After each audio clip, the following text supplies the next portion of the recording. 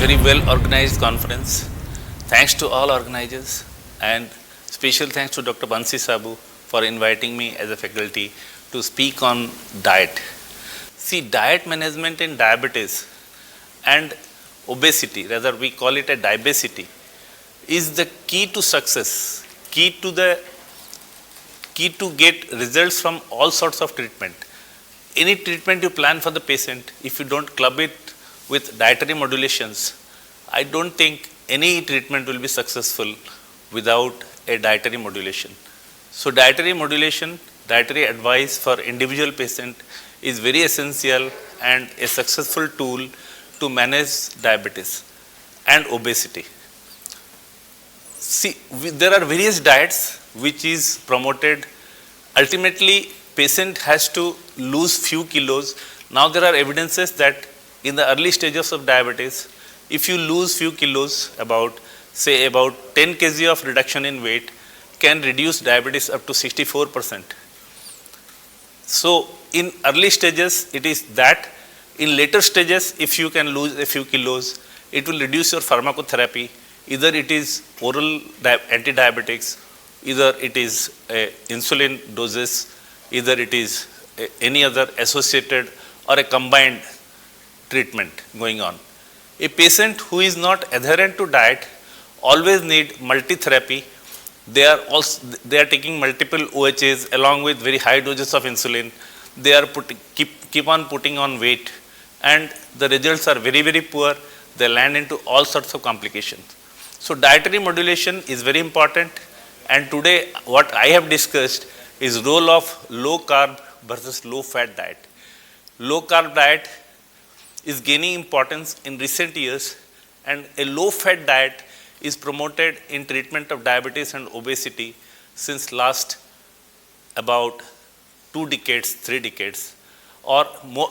Before 2000, in the 20th century, it was discussed that a low fat diet is going to cause weight loss and improve insulin sensitivity and reduce pharmacotherapy. But then ADA bang on a carb count and carbohydrate restriction diet gained popularity because a carbohydrate restricted diet is giving very early loss in kilos.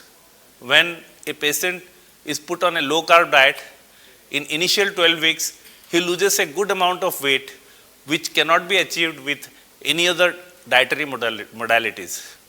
But then when you compare a 12 months result, then both the diets scores similar in terms of weight loss.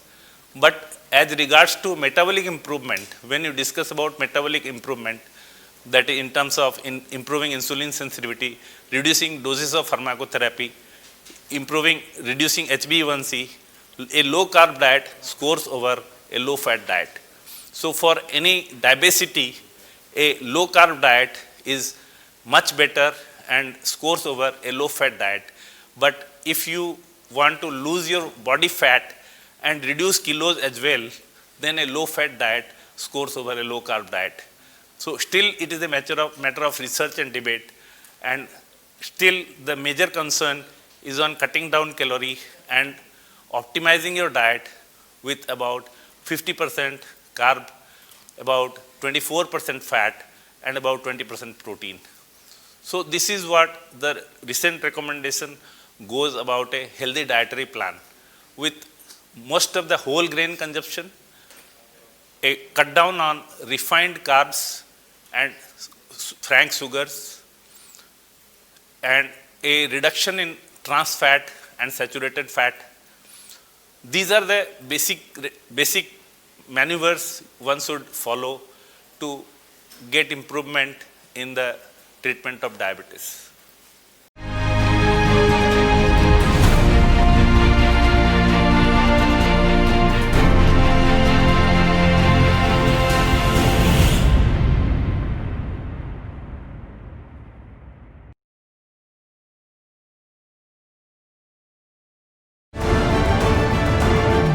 Insights from the world's best medical minds. You are watching therightdoctors.com.